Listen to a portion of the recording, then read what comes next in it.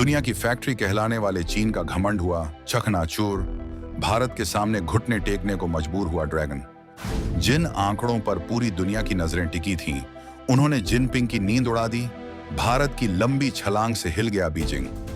नवंबर 2025 में भारत की फैक्ट्रियों ने उगली ऐसी आग कि चीन का मेड इन चाइना टैग अब खतरे में पड़ गया। जहां चीन की सांसें फूल रही हैं, वहां भारत ने 6.7% की रिकॉर्ड तोड़ रफ्तार पकड़कर दुनिया को दिखा दिया अपना नया पावर हाउस। सस्ती लेबर और मेक इन इंडिया के दम पर भारत ने पलट दी बाजी। अब अमेरिका और यूरोप भी भारत की ओर दौड़ रहे।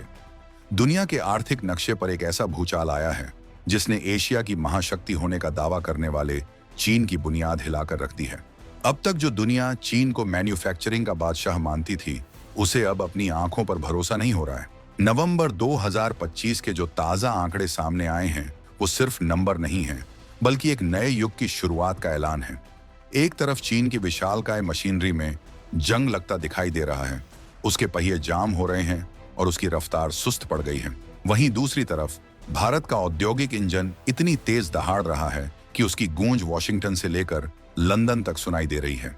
ये खबर सिर्फ अर्थव्यवस्था की नहीं है, ये खबर है भारत के उस उदय की जिसके आगे अब चीन जैसा दिग्गज भी बौना नजर आने लगा है। जिस चीन को लगता था कि उसकी जगह कोई नहीं ले सकता, आज वही चीन भारत की इस आंधी को देखकर सहम गया है। फैक्ट्रियों से निकलने वाले धुएं और मशीनों की खड़खड़ाहट ने यह साबित कर दिया है कि दुनिया का अगला बॉस कौन होने वाला है। लेकिन आखिर वो कौन सा जादुई आंकड़ा है जिसने चीन को पछाड़ दिया? भारत ने ऐसा कौन सा गियर बदल दिया कि अचानक हम सबसे आगे निकल गए? और चीन की वो कौन सी कमजोर नस है जिसे भारत ने दबा दिया है? हम आपको बताएंगे इस धमाकेदार खबर की पूरी कहानी, तो बने रहिएगा वीडियो पर। और इस संबंध में आपके जो भी विचार हों, कमेंट में लिखकर जरूर बताइएगा। चीन की सुस्ती बनाम भारत की चुस्ती, आंकड़ों का खेल। तो आखिर नवंबर 2025 में ऐसा क्या हुआ जिसने पूरी दुनिया के अर्थशास्त्रियों को अपनी डायरी और कैलकुलेटर दोबारा चेक करने पर मजबूर कर दिया? चलिए दूध का दूध और पानी का पानी करते हैं। न्यूज 18 की रिपोर्ट और ताजा सरकारी आंकड़ों ने जो तस्वीर पेश की है, वो चीन के लिए किसी बुरे सपने से कम नहीं है। चीन जो खुद को दुनिया का कारखाना कहता नहीं थकता था, उसकी इंडस्ट्रियल ग्रोथ यानी औद्योगिक विकास दर नवंबर 2025 में गिरकर महज 4.8% रह गई है। सुनने में ये आंकड़ा ठीक लग सकता है, लेकिन जब आप इसे पिछले महीनों से तुलना करते हैं तो पता चलता है कि ड्रैगन बीमार हो चुका है। अक्टूबर में ये 4.9% थी, सितंबर में 7.3% थी और अब ये लगातार नीचे गिरती जा रही है। इसका मतलब साफ है, चीन की फैक्ट्रियों में माल कम बन रहा है, दुनिया से डिमांड कम आ रही है और अंदर ही अंदर चीन की अर्थव्यवस्था दम तोड़ रही है। लेकिन असली धमाका तो भारत के आंकड़ों ने किया है। उसी नवंबर 2025 के महीने में जब चीन रेंग रहा था, भारत ने 6.7% की बम्पर ग्रोथ दर्ज की है। जी हाँ, 6.7%। ये आंकड़ा अक्टूबर के 0.4 या 0.5% के मुकाबले एक बहुत बड़ी छलांग है। ये पिछले 2 सालों में सबसे ऊंची औद्योगिक वृद्धि दर है। इसे ऐसे समझिए कि एक धावक चीन, जो पहले बहुत तेज दौड़ता था, अब वो थककर हाँफ रहा है, और दूसरा धावक भारत, जो अभी वार्म अप कर रहा था, उसने अचानक ऐसी स्प्रिंट मारी है कि वो सबको पीछे छोड़ता जा रहा है। Ministry of statistics and programme implementation के ये आंकड़े बताते हैं कि भारत की औद्योगिक नसें अब पूरी ताकत से फड़क रही हैं। ये सिर्फ एक महीने का संयोग नहीं है, बल्कि ये उस बदलाव की आहट है जिसे दुनिया इंडिया मूवमेंट कह रही है। जहां चीन का ग्राफ नीचे जा रहा है, वहां भारत का ग्राफ रॉकेट की तरह ऊपर जा रहा है। और सबसे बड़ी बात, ये ग्रोथ किसी एक सेक्टर की वजह से नहीं है, बल्कि भारत के माइनिंग, बिजली और सबसे जरूरी मैन्युफैक्चरिंग सेक्टर ने मिलकर ये कमाल कर दिखाया है। मैन्युफैक्चरिंग का महामुकाबला, भारत ने मारी बाजी। अब जरा इस खबर की गहराई में उतरते हैं और देखते हैं कि असली गेम कहां पलटा है। किसी भी देश की असली ताकत उसकी मैन्युफैक्चरिंग यानी सामान बनाने की क्षमता होती है, और यहीं पर भारत ने चीन को सबसे करारी चोट पहुंचाई है। आंकड़ों के मुताबिक भारत के मैन्युफैक्चरिंग सेक्टर में 8% की जबरदस्त बढ़ोतरी दर्ज की गई है। 8%, ये कोई मामूली नंबर नहीं है। इसका सीधा मतलब है कि भारत की फैक्ट्रियों में मशीनों का शोर बढ़ गया है, प्रोडक्शन लाइनें दिन रात चल रही हैं और ट्रकों की आवाजाही तेज हो गई है। खनन क्षेत्र यानी माइनिंग में भी 5.4% की बढ़त है। जबकि दूसरी तरफ चीन का हाल देखिए, वहां मैन्युफैक्चरिंग सेक्टर की वृद्धि घटकर 4.6% पर आ गई है। यानी भारत की रफ्तार चीन से लगभग दोगुनी होने जा रही है। चीन के लिए मुसीबतें यहीं खत्म नहीं होती। उनके यूटिलिटी सेक्टर में तो 4.3% की गिरावट देखी गई है। ये गिरावट बताती है कि वहां बिजली और ऊर्जा की खपत कम हो रही है, जो सीधे तौर पर इस बात का सबूत है कि फैक्ट्रियां अपनी पूरी क्षमता पर काम नहीं कर रही हैं। चीन की बड़ी औद्योगिक कंपनियों का मुनाफा भी लगभग ठहर सा गया है। 2025 के पहले 11 महीनों में उनका मुनाफा न के बराबर बढ़ा है। लेकिन भारत में नजारा बिल्कुल उल्टा है। ऑटोमोबाइल सेक्टर हो, पेट्रोलियम हो या फिर डिजिटल पेमेंट्स, हर जगह तेजी है। भारत की फैक्ट्रियां सिर्फ घरेलू मांग को पूरा नहीं कर रही हैं, बल्कि अब वो दुनिया के लिए सामान बनाने को तैयार हो रही हैं। जिस मेक इन इंडिया का मजाक कभी चीन उड़ाया करता था, आज वही मेक इन इंडिया चीन के गले की हड्डी बन गया है। भारत का index of industrial production IIP लगातार 12 महीनों से पॉजिटिव जोन में है, जो बताता है कि ये तेजी टिकाऊ है, कोई हवा का बुलबुला नहीं। ड्रैगन की कमजोर नस, घरेलू मांग और प्रॉपर्टी का संकट। अब सवाल ये उठता है कि आखिर चीन जैसा विशाल देश, जिसके पास दुनिया का सबसे बड़ा इंफ्रास्ट्रक्चर है, वो अचानक भारत के सामने इतना कमजोर कैसे पड़ गया? इसके पीछे की वजहें बहुत गहरी और चीन के लिए बहुत डरावनी हैं। विशेषज्ञों और रोडियम ग्रुप की रिपोर्ट्स बताती हैं कि चीन अपने ही घर में हार रहा है। सबसे बड़ी समस्या वहां की घरेलू मांग का कमजोर होना है। चीनी लोग अब उतना पैसा खर्च नहीं कर रहे हैं जितना पहले करते थे।